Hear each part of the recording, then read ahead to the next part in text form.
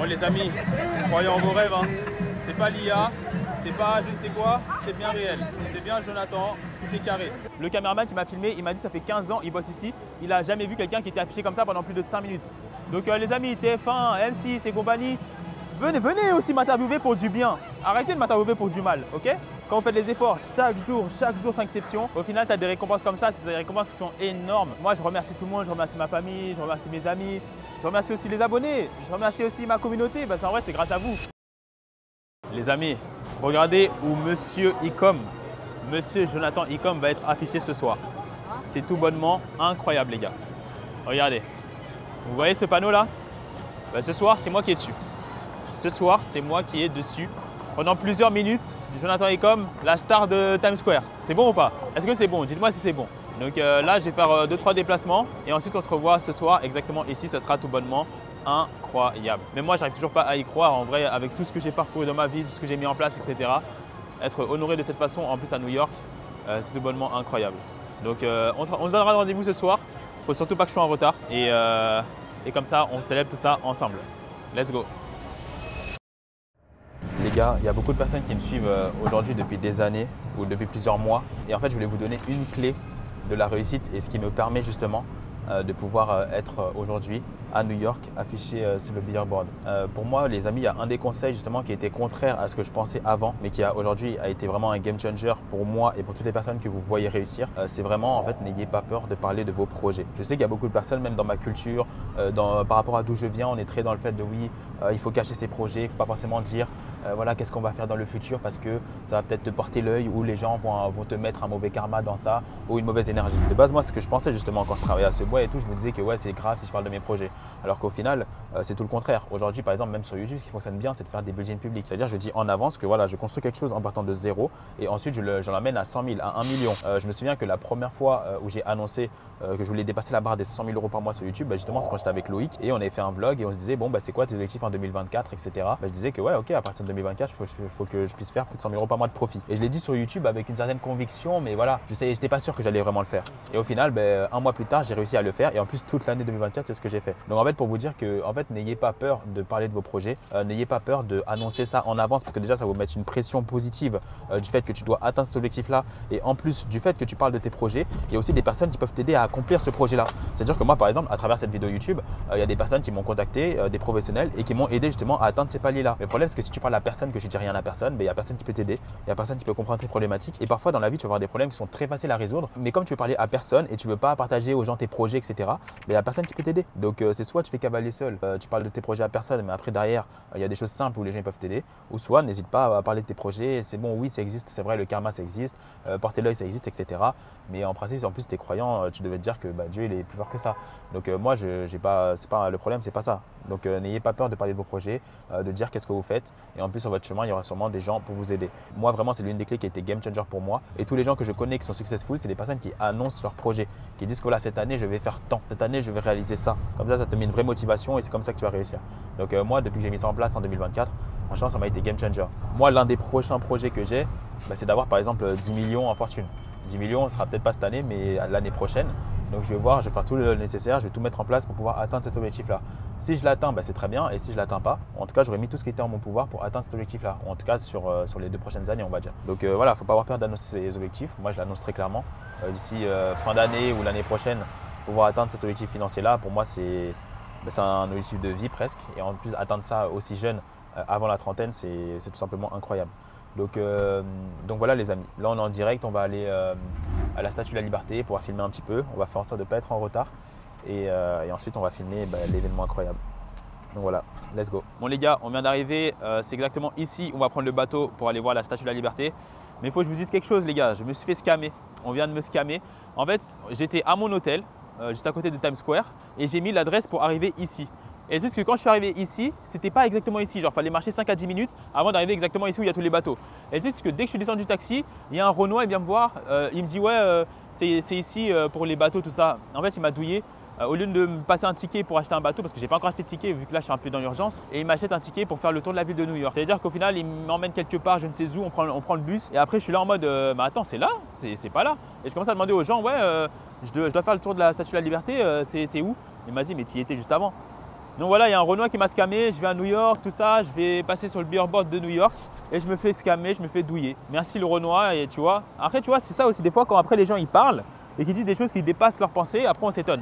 Vous me dire des choses tellement graves, c'est triste. Je suis en famille, il est là, il met un 4x4-2. Arrêtez, arrêtez les gars. Au final, à cause de lui, j'ai raté le bateau pour 5 minutes de retard parce qu'il m'a fait faire le tour pour rien. Bon, tant pis, il m'a redonné des tickets pour demain, sans payer, Dieu merci. Et là, ce qu'on va faire, c'est qu'en principe, en vrai, on va aller à l'Empire State Building.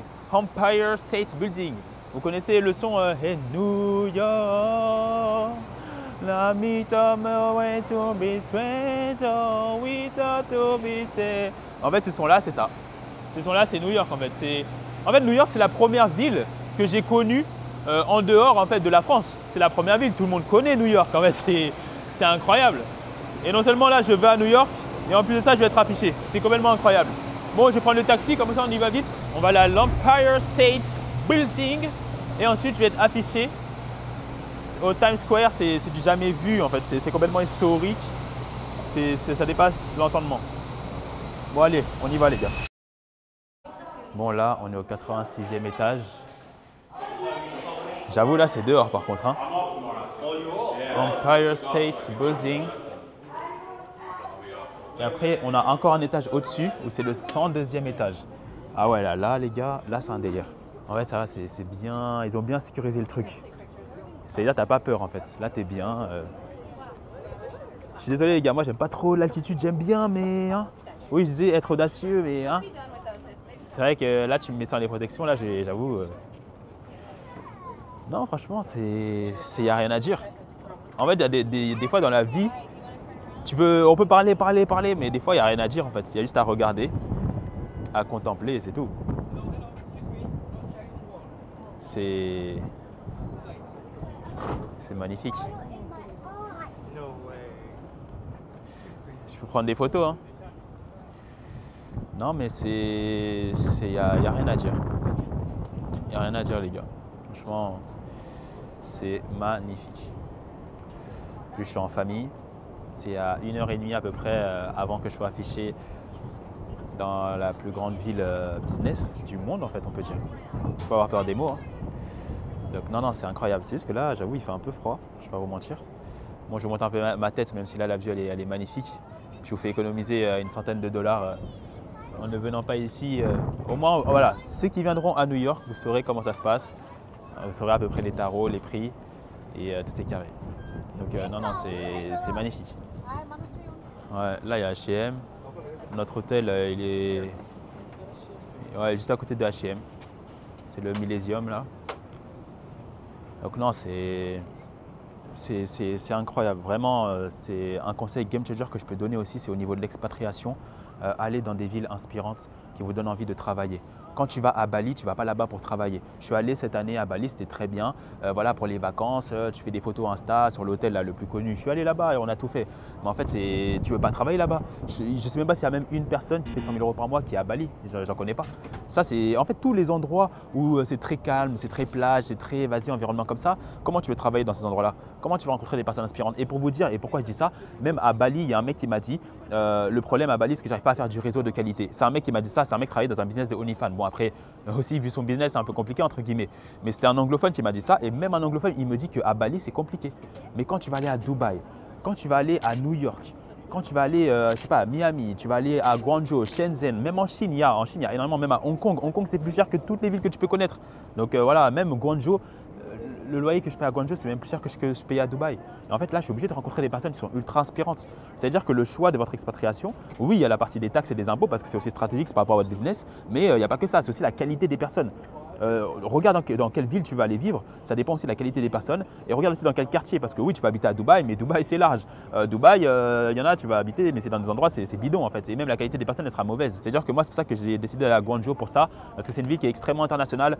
Pour faire du e-commerce, c'est la ville qui est dédiée par rapport à ça. C'est pour ça qu'aujourd'hui, j'habite en Chine. Et en plus, la qualité des personnes par rapport à où j'habite, mais en fait, elle est énorme. Genre, c'est ultra quali. De toute façon, à un moment donné, au niveau du prix des loyers, il y a quand même une barrière à l'entrée qui se fait.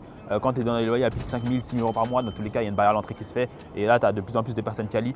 Donc, les personnes qui vont aller à Bali, tout ça, c'est pour justement fuir l'argent en fait. Quand tu vas à Bali, c'est pour fuir l'argent, c'est pour fuir le fait de payer cher. Quand les gens qui font Dubaï, Bali, c'est parce qu'ils ne gagnent pas d'argent.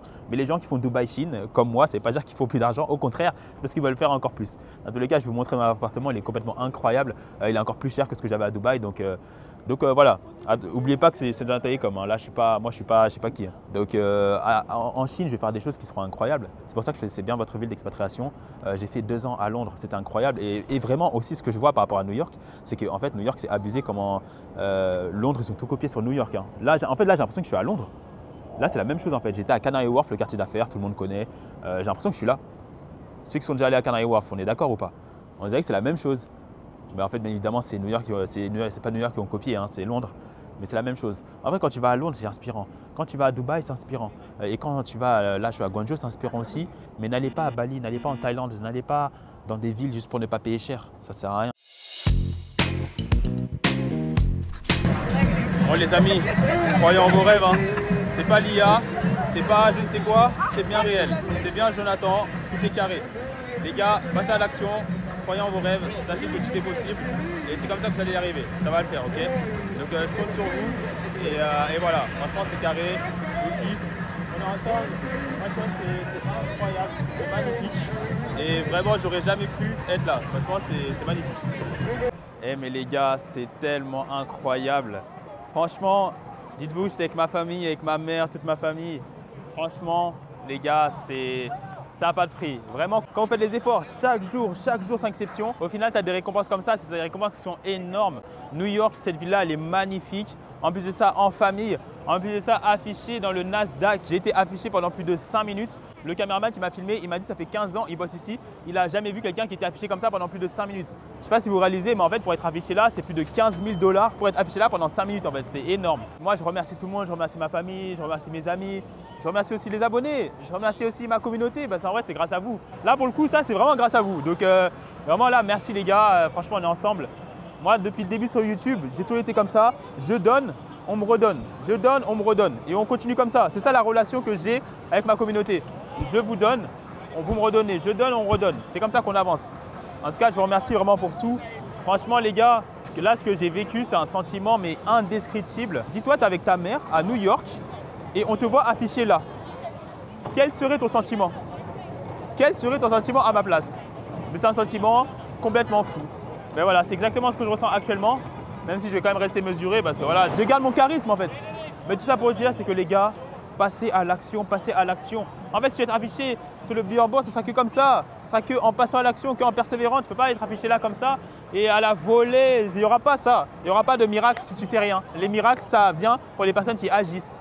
Je suis à New York en famille, je suis honoré comme ça.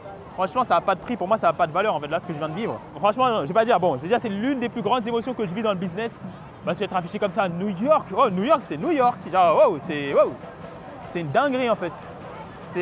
J'oublierai jamais ce jour. Ma famille n'oubliera jamais ce jour. Et c'est vraiment, c'est indescriptible. C'est magnifique. Franchement, je ne sais pas quoi dire, mais ça n'a pas de prix. C'est vraiment, c'est extraordinaire.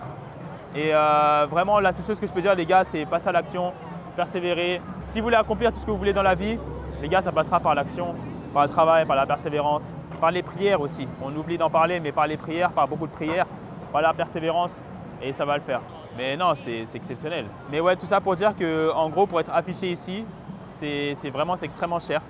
Le mec qui bosse ici, il m'a dit, 15 ans ici, il n'a jamais vu quelqu'un affiché pendant plus de 5 minutes.